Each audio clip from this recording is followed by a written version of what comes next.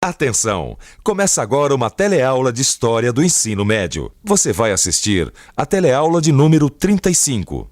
Bons estudos!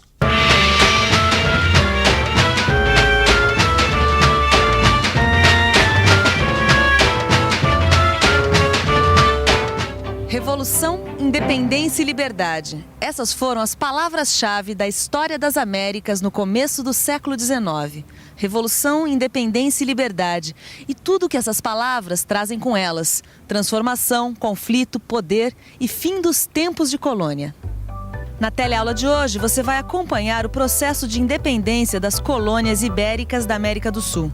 Vai saber por que Haiti e o Brasil tiveram revoluções diferentes e ainda como as ex-colônias inglesas da América do Norte viraram os Estados Unidos de hoje. Veja agora como as ideias revolucionárias europeias incendiaram o mapa, modificando completamente as relações políticas e comerciais entre a Europa e as Américas. A independência das colônias inglesas na América do Norte e a Revolução Francesa no final do século XVIII inauguraram uma fase de imensas transformações. O primeiro país a sentir isso foi a Espanha. A guerra contra a Inglaterra, que dominava o Oceano Atlântico, impedia a Espanha de mandar soldados e administradores para as colônias. Isso tornava difícil manter o exclusivo colonial. O exclusivo colonial determinava que as colônias só podiam negociar com a metrópole. Isso já estava fraquejando por causa do contrabando. No entanto, as ideias revolucionárias de livre comércio e da República atravessaram o Atlântico sem maiores problemas. E a ordem colonial ibérica veio abaixo. 1810. Napoleão invade a Espanha e prende o rei. Os cabildos, ou conselhos de moradores de várias regiões do Império Espanhol, convocam juntas para governar no lugar do rei. E começa o conflito entre os realistas, que querem continuar a colônia, e os patriotas, que querem a independência. Nessa briga, os patriotas conseguem vitórias. 1816. A Argentina declara independência. 1819. É a vez da Colômbia. 1822. Equador. 1823. O México proclama a República. Muita coisa aconteceu entre a prisão do rei da Espanha e a independência desses países. O importante é a gente saber como as ideias, uma vez lançadas, correram pelo continente americano como um rastilho de pólvora.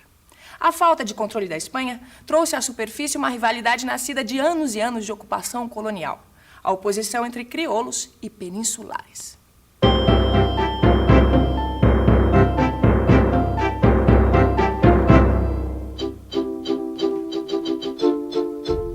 Não dá para continuar desse jeito. Eu sou crioulo, com muita honra. Meus pais são espanhóis, mas eu nasci aqui, na colônia. Eu é que sei administrar minha terra. Mas foi sempre assim. Os peninsulares, porque nasceram na Espanha, têm preferência para ocupar cargos públicos, ganham privilégios comerciais. Nós, os crioulos, ficamos para trás. É, mas isso vai acabar. Nem que a gente tenha que fazer a guerra. A Guerra da Independência foi resultado dessa rivalidade. De um lado, os realistas, na sua maioria peninsulares, que queriam manter a colônia. Do outro lado, os patriotas, na sua maioria crioulos, que queriam romper o vínculo com a Espanha. A Guerra da Independência teve 3 frentes de batalha. Frente 1, vice-reinado da Nova Granada e a Capitania-Geral da Venezuela, no norte da América do Sul. Frente 2, vice-reinado do Rio da Prata, no sul. E a frente 3, vice-reinado da Nova Espanha, na América do Norte. Os principais focos revolucionários foram o Rio da Prata, onde hoje fica a Argentina, e a Venezuela. Nesses lugares, as guerras mobilizaram o povo em larga escala. Mas, ô Gil, peraí, como assim mobilizar o povo? Ó, se a guerra era entre crioulos e peninsulares, então era uma guerra entre pobres e ricos, não é isso? Quem tinha o poder contra quem não tinha o poder. Olha, Vicente, mais ou menos, viu? Porque você sabe como é que é a guerra, né? As classes sociais acabam se misturando de acordo com seus interesses, com seus objetivos. E eu aposto uma coisa, viu? Aposto que tinha crioulo rico lutando do lado dos realistas. E olha, e ainda em posição de comando. Tá, tudo bem, aí você tem razão. Agora, lutar como soldado sobrou pro povo. Pode? Eu tava pensando, será que os escravos lutaram na Guerra da Independência também? Havia, sim, escravos libertos que lutaram ao lado dos patriotas, mas eles nunca chegaram a posições de comando, por um motivo: o fantasma da Revolução Haitiana, um capítulo à parte na história da independência das Américas. Haiti. No fim do século XVIII, um escravo liberto, Toussaint Louverture, liderou o movimento pela emancipação dessa ilha do Caribe, que pertencia à França. Durante todo o século XIX, o perigo do haitianismo, ou seja, uma revolução negra, rondou as elites dominantes da América escravista. Ô, Gil, tava fazendo uma conta aqui, ó. Começando com a prisão do rei da Espanha em 1810 até a independência da Bolívia, 1825. Pô, foram 15 anos de guerra, hein? Depois de tanta guerra, o ouro guardado pelos ricos, pelas igrejas e pelas associações de comércio havia sido consumido. A agricultura dá para imaginar como ficou. E o artesanato local, principalmente no caso dos tecidos, sofria com os benefícios duvidosos da chamada liberdade de comércio. Sim, porque a Inglaterra, que sofria os efeitos do bloqueio continental ordenado por Napoleão, deu a maior força para a libertação das colônias e despejou todo tipo de produto, útil e inútil, nos mercados americanos. Quanto à organização política, logo surgiram dois lados. Assim não dá. Mal a gente se livra dos realistas, aparecem os tradicionalistas. Tradicionalistas são os que querem que a sociedade americana continue igual ao que era durante a colonização espanhola, certo? Certo. Enquanto nós, os liberais, queremos mudar tudo. Essa nova disputa vai durar um século. Mas se depender de mim, eu vou lutar pelo regionalismo, nem que tenha que virar caudilho. Você? Um caudilho? Um chefe local impondo a ordem pelas armas? E eu que pensei que fosse ter um pouco de sossego. Talvez houvesse sossego se o pan-americanismo tivesse dado certo. Você sabe o que é pan-americanismo? Não sei, mas posso arriscar. Seria alguma coisa assim de união entre os povos latino-americanos ou americanos? É o pessoal que mora aqui na América do Sul. Olha, é meio difícil. Hoje pan-americanismo quer dizer cooperação entre as nações americanas. Um exemplo disso é o Memorial da América Latina em São Paulo. Este monumento foi construído em homenagem à integração política, social, econômica e cultural dos povos latino-americanos. E ele foi inaugurado em 1989. Pan-americanismo, doutrina ou sistema estabelecido no século XIX, baseado na solidariedade de todos os países das Américas. O pan-americanismo foi proposto por Simão Bolívar, um dos principais libertadores da América. Ele queria unificar todas as Américas num só país. Para isso, reuniu um congresso no Panamá, em 1830. O congresso fracassou por dois motivos. O primeiro motivo foi a falta da participação do Brasil, do Chile e da Argentina. E o segundo, a oposição da Inglaterra, por causa de interesses comerciais. Essa questão da união da América Latina continua presente até hoje na história. O pan-americanismo de Bolívar não deu certo, mas em 1995 começou a vigorar o Tratado de Mercado Comum entre Brasil, Argentina, Uruguai, Paraguai e Chile, os chamados países do Cone Sul. Você sabe o nome desse tratado? Não sei não. Mercosul. Mercado Comum do Sul. Mercosul. Mercosul. Mercosul ou Mercado Comum do Sul. Mercado comum quer dizer que na relação comercial entre esses países não são cobradas taxas de importação e de exportação. Ou seja, a situação geral da economia é muito melhor. Opa, Gil, até que enfim a gente falou do Brasil nessa teleaula, hein? Porque até agora a gente só falou das colônias espanholas, né? Exatamente, a independência da América Portuguesa foi diferente, não é isso? Aliás, vamos dar uma olhada? 1807. A família real portuguesa vem para o Brasil fugindo de Napoleão. 1808. Os portos do Brasil são abertos ao comércio. A Inglaterra usa os mercados americanos como retaguarda para escapar do bloqueio continental, mas não consegue evitar que as ideias revolucionárias atravessem o Atlântico. 1820. O rei João VI volta para Portugal e deixa seu filho Pedro como regente. 1822, o regente Pedro proclama a independência do Brasil. Quando Pedro I proclamou a independência, o Brasil ficou sendo uma monarquia ou uma república? A princípio, monarquia, depois república. Sei, você sabe? Pedro I proclamou a independência, mas ele era monarquista absolutista e pretendia reunir o Império Brasil-Portugal assim que herdasse a coroa do seu pai. Mas não foi bem assim que as coisas aconteceram.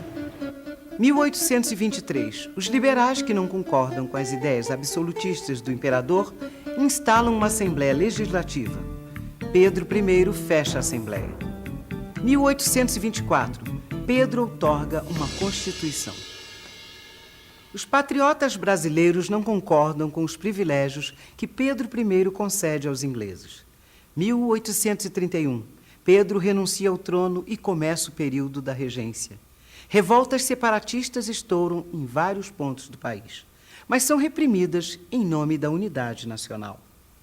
Enquanto o Brasil enfrentava revoltas separatistas, os Estados Unidos também tinham problemas com a unidade nacional. No fim do século XVIII, as 13 ex-colônias, agora 13 estados, promulgaram, quer dizer, publicaram oficialmente a Constituição Federal e partiram para sua expansão territorial rumo ao oeste. Compraram o território da Louisiana, da França, incorporaram os estados do Oregon e do Maine e ganharam o Texas numa guerra contra o México. E ainda compraram o território do Alasca da Rússia e no final do século XIX, a Espanha cedeu as Filipinas e Porto Rico. Oi, Beto. Estudar nos Estados Unidos me fez ver vários pontos em comum com o Brasil. Para colonizar o Oeste, os americanos praticamente exterminaram os povos indígenas, destruíram suas culturas e tomaram suas terras. E os Estados Unidos e o Brasil foram os únicos países da América que não acabaram com a escravidão negra quando ficaram independentes. O que faz a gente pensar que essa independência, em termos de cidadania, foi bem relativa. A questão dos escravos acabou por provocar uma guerra civil nos Estados Unidos. Os estados do Norte e os estados do Sul, apesar de pertencerem ao mesmo país, tinham culturas muito diferentes. O Norte era industrializado e o Sul precisava dos escravos para manter a sua economia agrícola. Em 1860, Abraham Lincoln foi eleito presidente pelo Partido Republicano, que era abolicionista. No ano seguinte, 11 estados escravistas decidiram deixar a União e criaram uma confederação. Lincoln não concordou e começou a Guerra da Secessão, que durou 4 anos e onde morreram mais de 2 milhões de americanos. Bom, secessão quer dizer separação, ou seja, quase que os Estados Unidos deixaram de ser unidos. E você sabia que a Guerra da Secessão foi a primeira guerra moderna? É mesmo? Olha, eles usavam estrada de ferro para transportar as tropas, as munições, usavam submarino encoraçado para a guerra naval. Você acredita nisso? E depois que a guerra acabou, o que aconteceu? Depois que a guerra acabou, os Estados Unidos acabaram com a escravidão e começaram a desenvolver o capitalismo industrial. A Vitória do Norte fortaleceu e estabilizou a União e criou a moderna nação americana. Você acaba de ver como em menos de um século o mapa político do mundo mudou. Que tal então recapitular esse século na revisão? E atenção, se liga aí que é hora da revisão. Na teleaula de hoje, você aprendeu que as ideias revolucionárias, inauguradas com a independência dos Estados Unidos e a Revolução Francesa, causaram imensas transformações nas Américas espanhola e portuguesa. A Inglaterra apoiou os processos revolucionários porque precisava dos mercados americanos para compensar a perda dos mercados europeus para Napoleão. Nos vice-reinados do Rio da Prata e da Venezuela, a Guerra da Independência correu o risco de se transformar numa guerra de pobres contra ricos. No Haiti, houve uma revolução comandada por um escravo liberto. As elites escravistas do resto da América se assustaram com a possibilidade do haitianismo, ou seja, uma revolução negra. No Brasil, o processo de independência foi conduzido pelo regente Pedro, que era absolutista.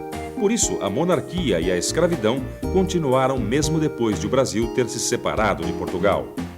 Nos Estados Unidos, a Guerra de Secessão entre os estados do Norte e do Sul acabou com a escravidão e transformou o país numa nação moderna. No seu livro de estudos, você vai ver em detalhes como as revoluções americanas deixaram sem resolução problemas que sobrevivem até hoje, como a soberania nacional e a cidadania. É por isso que a América Latina permanece com as veias abertas, como nesse monumento do Oscar Niemeyer. Bons estudos e até a próxima teleaula.